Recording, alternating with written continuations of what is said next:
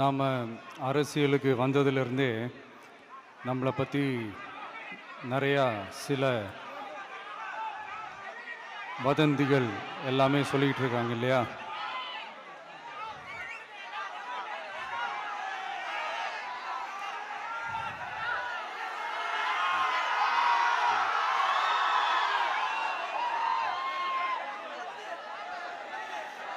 ஒரு சின்ன விஷயம் நான் சொல்லிட்டு போயிடுறேன், கொஞ்சம் சைலண்ட்டாக இருங்க ப்ளீஸ். நாம் அரசியலுக்கு வந்ததுலேருந்தே நம்மளை பற்றி நிறையா சில வதந்திகள், அந்த டீம் இந்த டீம் அப்படிலாம் சொல்லிக்கிட்டு இருக்காங்க இல்லையா? ஆனால் இவர் எந்த டீமும் கிடையாது, மக்களுடைய டீம்,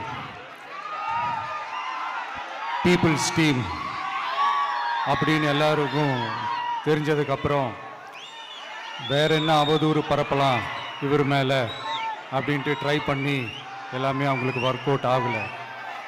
ஸோ கடைசியில் என்ன தான் இந்த விஜயை பண்ணலாம் அப்படின்னு நினைக்கும் போது தான் இந்த கூட்டணி அந்த கூட்டணிலாம் சேர போகிறாரு அப்படின்ட்டு ஒரு பொய்யான ஒரு பிரச்சாரத்தை பண்ணிக்கிட்டு இருந்தாங்க. இந்த நியூஸ் எல்லாம் கேட்டு நீங்கள் கொஞ்சம் கன்ஃபியூஸ் ஆகிருப்பீங்க.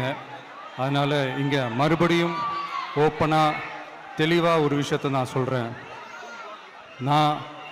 நாங்கள் எப்பவுமே மதச்சார்பற்ற கொள்கைன்றதில், அந்த ஸ்டாண்ட்லேயோ, மதச்சார்பற்ற சமூக நீதின்ற அந்த நிலைப்பாட்டிலையோ எப்பவுமே சமரசம் வச்சிக்கவே மாட்டோம். நம்மளுடைய தலைமையில தான் ஆட்சி அப்படின்றதுல எப்பவுமே உறுதியாக இருக்கிறோம். நம்மளுடைய முதல் மாநாட்டில் கூட நான் சொன்ன மாதிரி அரசியலில் யாருக்காகவும் எதுக்காகவும் எந்த விதமான ஒரு சமரசமும் நாம் வச்சுக்க போகிறதே இல்லை, அந்த பேச்சுவார்த்தையே கிடையாது. சரிங்களா? அதனால் யார் என்ன அவதூறு பரப்புனாலும் தயவு செஞ்சு அதை நம்பாதீங்க. எல்லாம் வல்ல இறைவனின் அருளால் நாம நினைச்ச டார்கெட்டை நம்மளால நிச்சயமா அடைய முடியும்.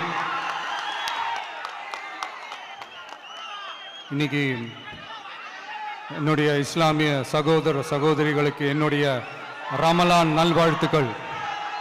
கான்ஃபிடென்ட்டா இருங்க, நல்லதே நடக்கும், வெற்றி நிச்சயம்.